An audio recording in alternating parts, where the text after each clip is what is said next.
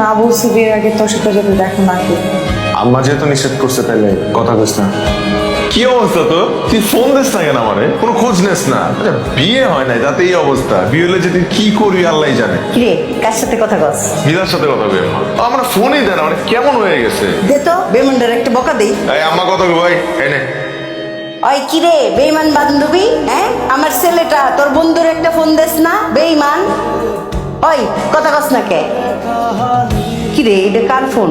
আমার এটা আমার ফোন, 2 দিন ধরে বন্ধ, চার্জার নষ্ট। 2 দিন ধরে কইতেছে আমার একটা চার্জার কিনা দে। হ্যাঁ আজ এরা কথা কইতেছে। হ্যাঁ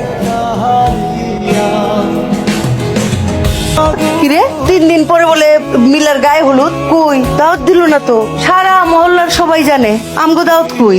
দাওয়াত দেয় না, এদের ইচ্ছা। ইচ্ছা মানে?